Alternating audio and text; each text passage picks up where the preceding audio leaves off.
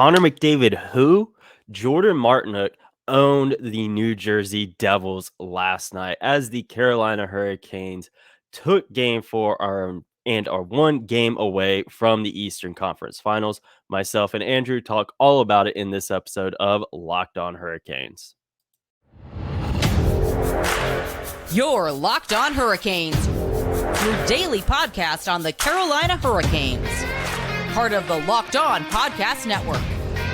Your team every day.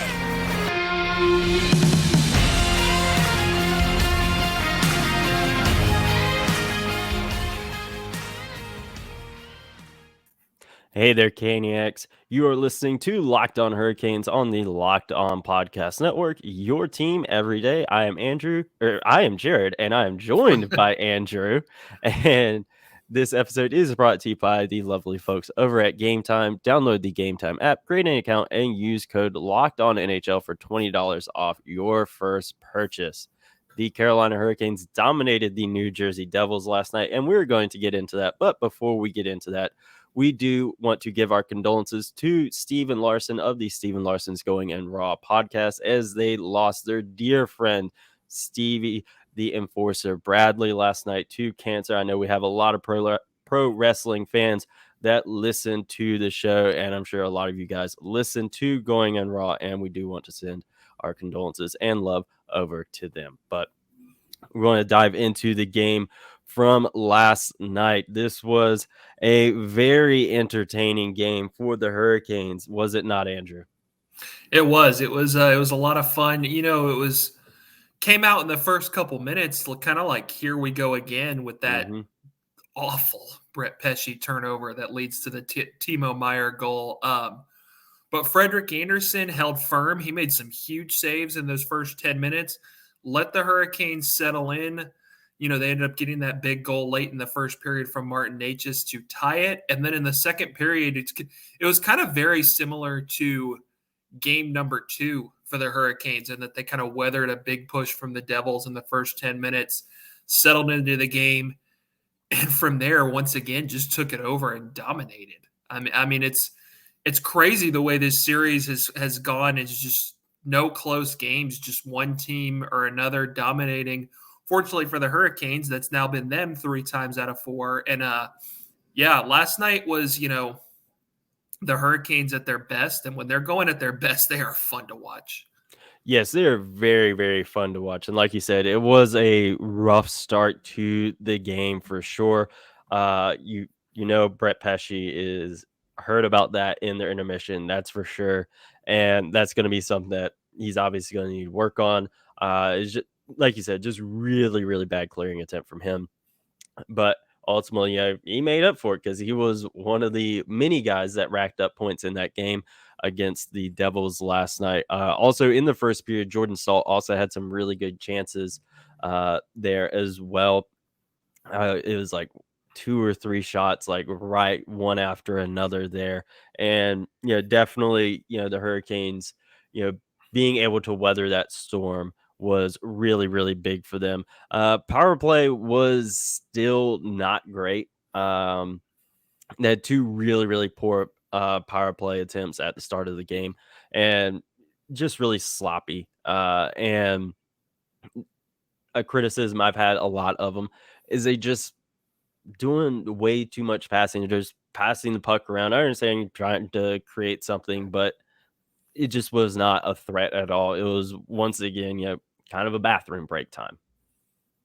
Yeah, you see a little bit too much, just passing the puck around the perimeter, trying to work it, for that perfect play, that perfect backdoor pass. And you're just, especially at this point in the playoffs against teams this good with penalty killers this good, you're just not going to get that. You're just going to have to pump a shot in there and, kind of crash the net, create some chaos, try and get that rebound.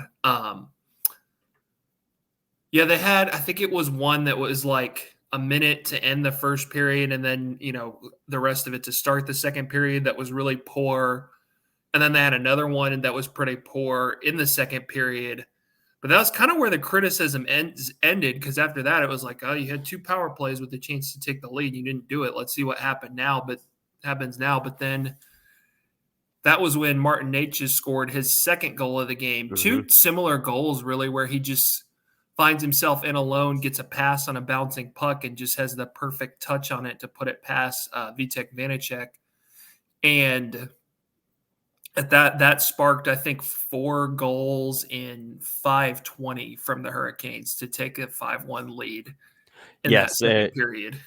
Yeah, it was crazy just how they went off in such a short amount of time. It was just that Martinook's goal, it just lit a fire under them. Very much in like game 3 when Stefan Nazin won that fight against Eric Halla. It really lit a spark under the team. They end up having 2 shorthanded goals really quick in that game. In this game, they go off for 4 goals in roughly 5 minutes. That second Martinook goal, he had some great hand-eye coordination on that. He's can really be a game breaker for the team, and that's what they need right now. And not just right now, heading into game 5, just game 5, if there's a game 6, going throughout the rest of the playoffs, they need this Martinook, and that is because you see what he can do. The national narrative of, oh, they can't score, all that stuff, you look at this and, you said yesterday that, Brent Burns, getting his shot off of the point, and you were correct in that because he was one of the many goal scorers in that game. So what was your reaction to that Brent Burns goal, having had essentially called that?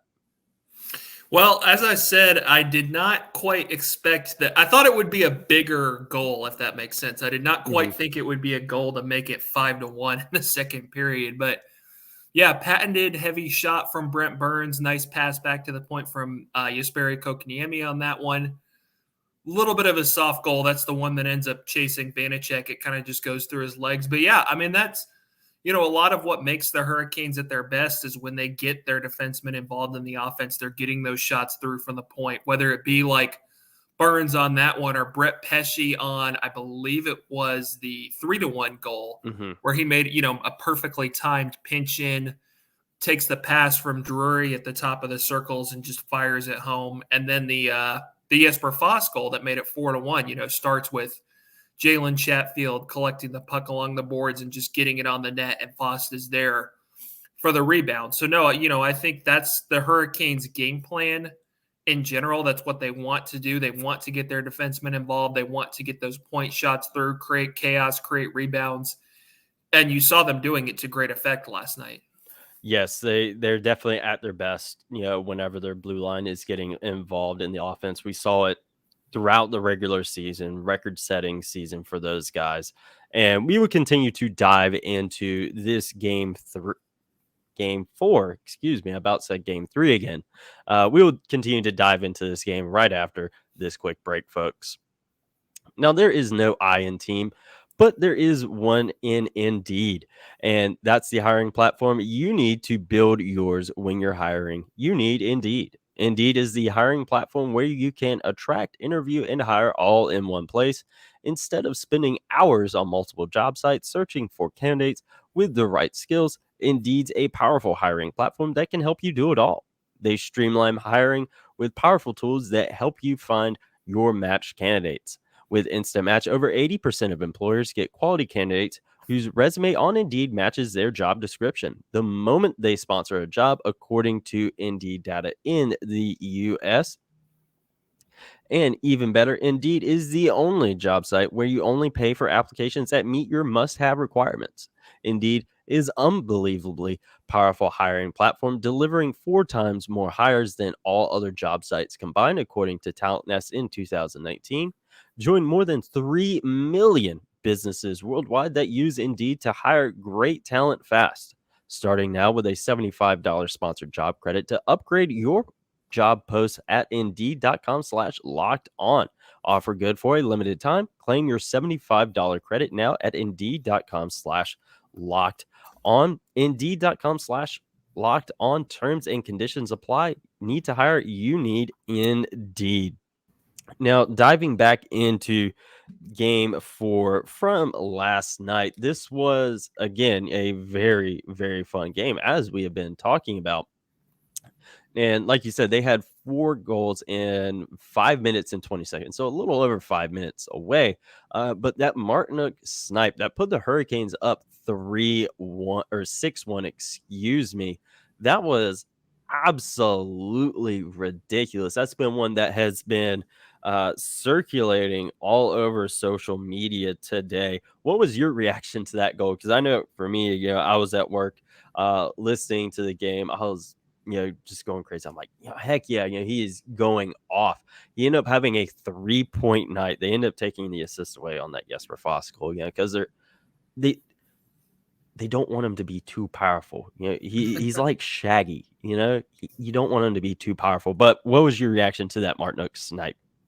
Yeah, I thought that the Jordan Martinook costume that Alex Ovechkin is wearing out there looks really lifelike. No, it's been really fun to watch. Jordan Martinook is, he's a guy who's got some skill. I mean, we've seen it before. We saw a lot of it his first year with the Hurricanes, and I think he scored like 16 goals. Mm-hmm. We've seen it a lot more this year. He's had a really good year, and in the playoffs, he's just elevated his game. He's always a guy who, plays the right way, plays with a lot of energy, plays a good two-way game. But now, the pucks are going in for him. He's stepping up. He's making plays. He made a really nice lead pass to Natchez on that first goal that tied the game for the Hurricanes in the first period. So yeah, it's been a really cool story. We talked about him going on waivers at the start of the year. Now, the Hurricanes did not want to lose him. That was a paper transaction for cap purposes only, but still, you hear all the jokes and stuff from Hurricane. First line Martinook, here we go. Well, apparently Rod Brind'amour was always just playing the long game, waiting to unleash the true first line Jordan Martinook at the proper moment. But no, I mean, you look at everything that he means to this team and this fan base with his personality and the role that he's played the last few years in helping the Hurricanes get relevant again. For him to be able to elevate his game and have these moments and have this moment in the limelight of scoring these big goals, making these big plays has been really cool to see. Yeah, it has been absolutely fantastic. I saw someone jokingly tweet earlier, in his pregame ritual with Andrei Svechnikov, how you yell, Mr. Svechnikov. He was transferring his hockey energy and skills into Andrei Svechnikov. And now it's just all, still in him. And you see, how he's going off. And he's the first player to have 4 straight multi-point games in franchise history, and that's crazy to think about. He is, as we talked about, just how much he means to this team, and he had no points in the first round. He has 9 now in 4 games, which is wild to think about, just how much he is going off, and he's just all over the place for the Hurricanes in a good way. And something that was talking about a lot was the Hurricanes scoring. They don't have anyone, blah blah blah, and he took it personally. He's doing it all. Well, he's not doing it all himself, but he's, like I said, putting this team on his back and giving if they were to have a Conn Smythe for the second round, he would win it. Yeah, definitely. He's he's really stepping up. People talk about the Kraken with all of the different guys that they have scoring goals, and it's kind of been the same thing with the Hurricanes. You look at a guy like Jordan Martinook, a guy like Jesper Foss, a guy like Jesperi Kotkaniemi, all the guys on defense that are stepping up and doing it now. I think the big thing that sticks out to me about last night, this is a Hurricanes team without Max Pacioretty, Andrei Svechnikov, Teuvo Teravainen.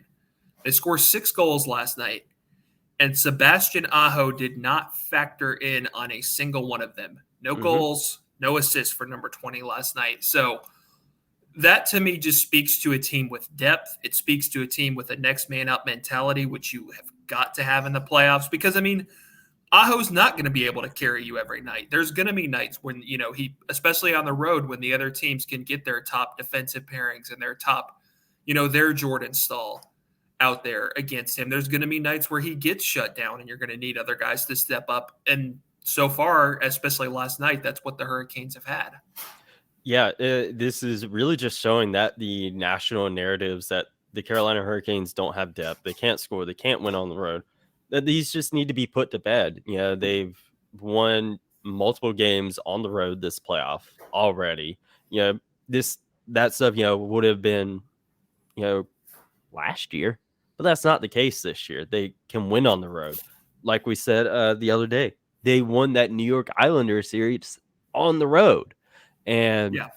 not having depth, that's clearly not the case. Like you said, Sebastian Aho didn't factor into a single goal last night. His point streak came to an end last night.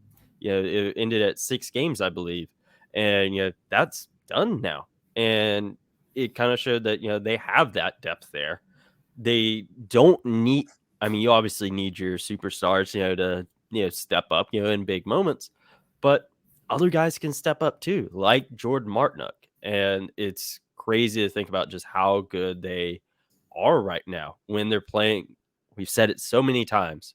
When they are playing a full, complete team game, they can beat anyone and they can go off, and they're an extremely scary and dangerous team. And this right here, it proved it.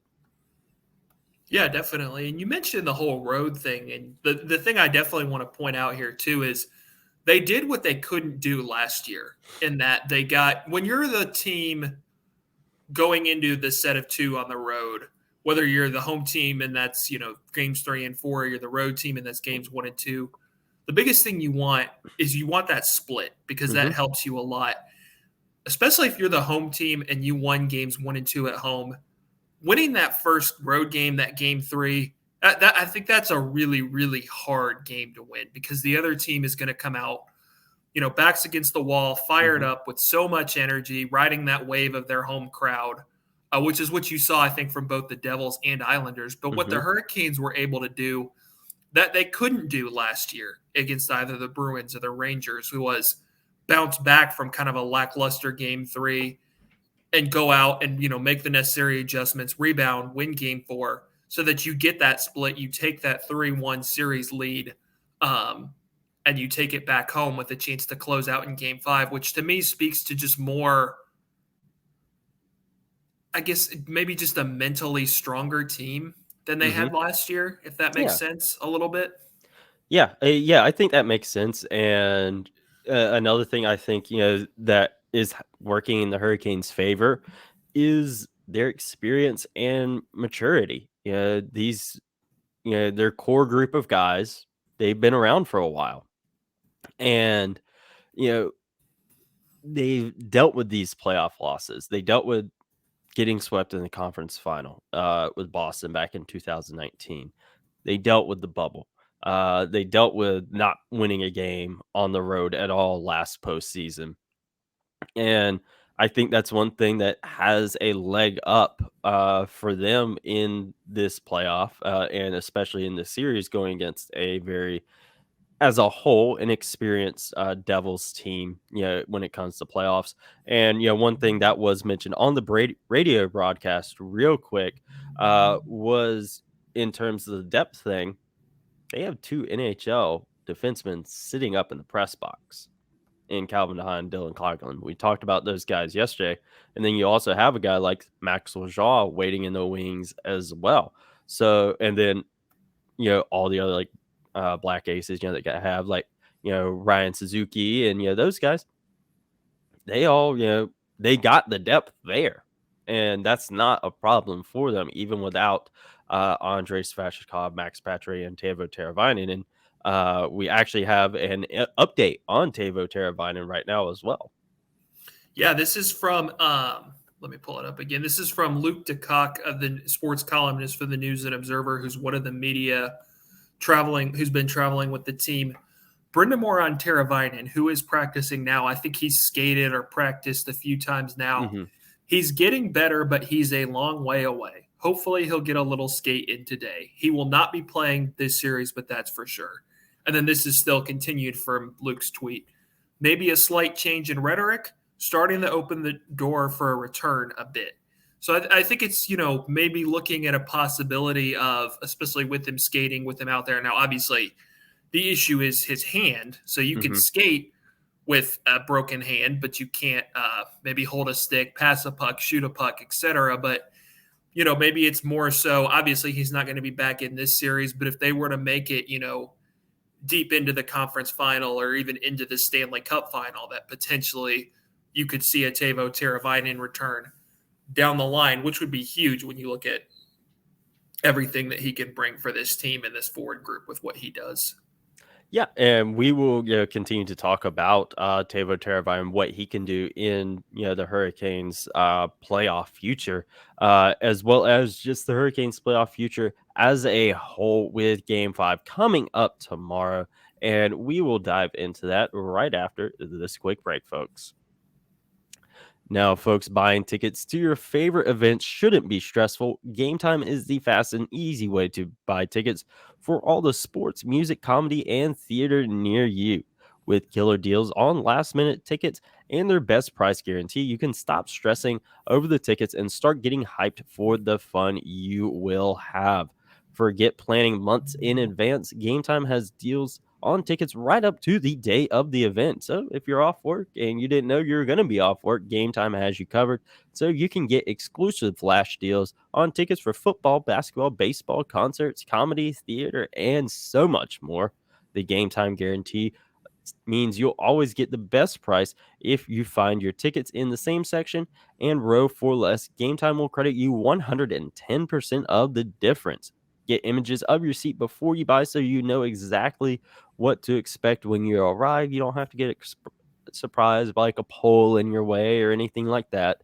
Buy tickets in a matter of seconds, 2 taps, and you're all set. Tickets are sent directly to your phone, so you never have to dig through your email because that is never fun. Download the Gametime app, create an account, and use code LOCKEDONNHL for $20 off your first purchase. Terms and apply. Again, create an account on Gametime and redeem code LOCKEDONNHL for $20 off of your first purchase. Download Gametime today. Last minute tickets, lowest price guaranteed. Now, you talk about, Teuvo Teravainen potentially coming back, sooner than we were initially expecting. But, we do have to get to Game 5. And, with Game 5, I'm definitely thinking we're not seeing any lineup changes. Obviously, Teuvo's not going to be back for Game 5. We know that.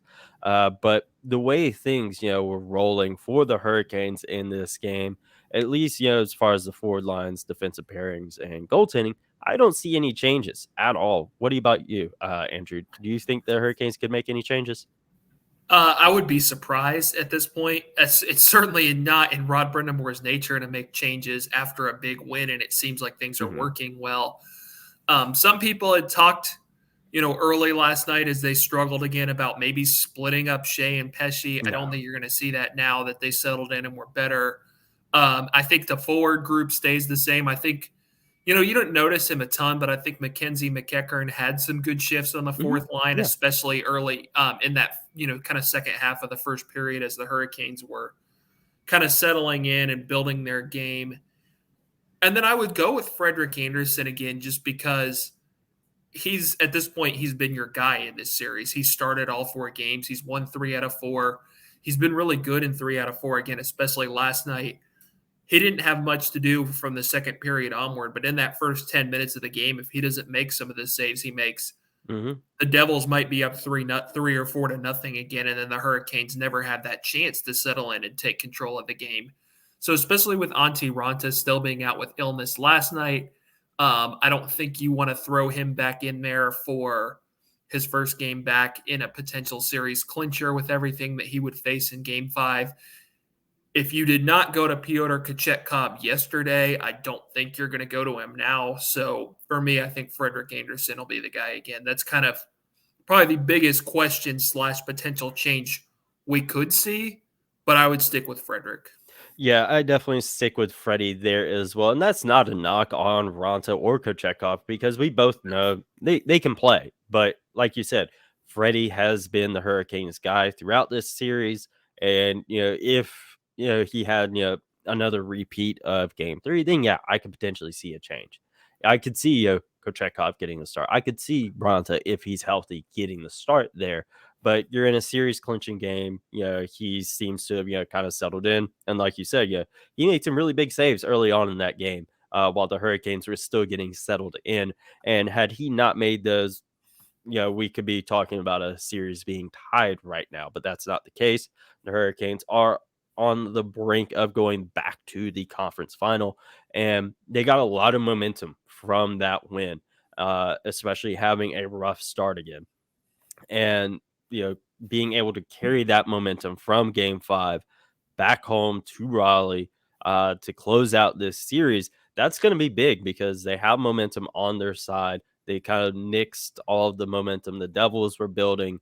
And do you think the Hurricanes can be carrying this momentum into game 5 tomorrow?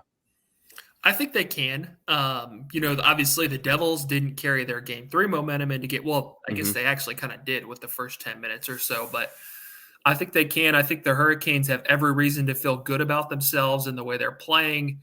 And two, I think the biggest thing is going to be just being able to come out and ride and capitalize on that early wave of energy that you're going to get being back in your home building. Because, man, if I know one thing, PNC Arena is going to be raucous on Thursday night.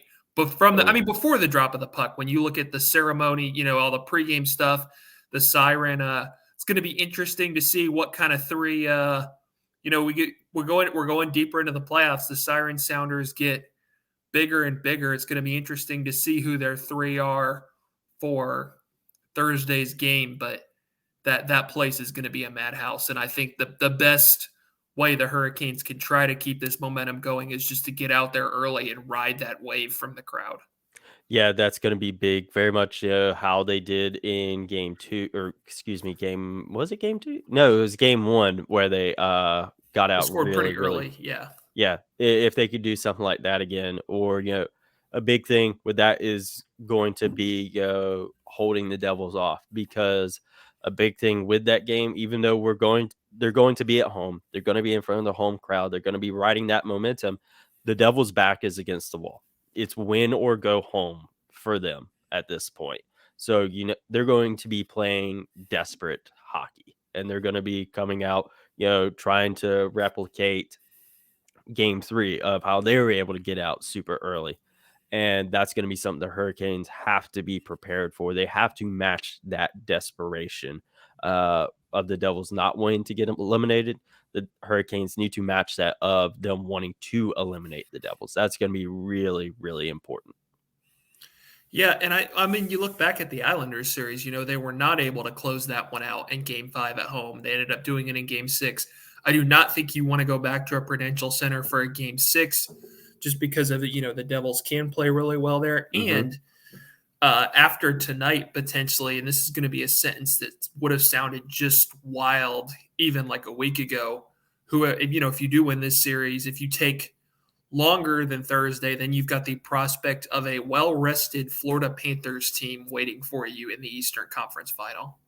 Yes. And that was something I was wanting to bring up as well, because say the Panthers complete the sweep of the Leafs. Not only is that going to be good for the memes, but like you said, they're going to be well rested. So you're going to want the Hurricanes, to close it out tomorrow so they can be well rested as well. But on the aftermath show on the radio, they were talking about how the conference final won't start until the West is ready, or at least almost ready. And the Yeah, way because both of those series are looking, they're looking like they're going 6-7 games. yeah, So that would give the Hurricanes more time to rest up. Guys that have injuries that we don't necessarily know about right now, because we all know how hockey players are in the playoffs. They'll play through anything. Within reason. yeah, But they maybe, get, yeah, exactly. Yeah, remember Eric Carlson years ago playing with the broken foot? yeah, Uh, but giving these guys time for a little bit extra rest, we saw how that benefited them in games 1 and 2. And then Teuvo Teravainen, giving him a little bit extra time, before the next series starts, of maybe if he can slot in. But that's going to yeah, be really, really important, because Florida, they're hot right now, and it's kind of reminding me of, back in 2019, a team with the Hurricanes, a team, that not a lot of people were expecting a whole heck of a lot from in the playoffs. And they go out, win their first round series in 7 games. They're looking to sweep their next series. And it's really reminding me a lot of that. And a team gets hot in the playoffs, it doesn't matter where they are seated. You're in the dance, you can win the dance. Well, and you look at the Panthers too. That's a team that I think should have been better than an 8 seed. A team that that you look at them. They won the President's Trophy last year. You look at the talent they have. They kind of underachieved last year. Reminds me a little bit of the 2012 Los Angeles Kings. Kind of struggled in the regular season, snuck into the playoffs as a number 8 seed, but really were better than that, and they ended up winning it all. So that's certainly a very dangerous Florida team that's potentially going to be waiting for whoever wins this series. Yes, it's very, very dangerous. And obviously, best of luck to Florida Panthers fans, the Florida Panthers themselves, and Armando Velez of Locked On Panthers. We want you guys to win. We want it because long live the Southeast Division. We want that Southeast Division Eastern Conference Final. We want it. Give it to us, NHL. Give it to us, Florida Panthers. Give it to us, Carolina Hurricanes. And we will talk all about Game 5, previewing it tomorrow. Make sure you are following us on Twitter at @LO_Hurricanes. Myself on Twitter at Jared Ellis _96. Andrew, where can the good folks find you over on the Bird app? You can find me at aschnitt53. That's with 2 T's. You can see it right down there on the screen if you're watching this on YouTube. And you can find all my hot takes over there.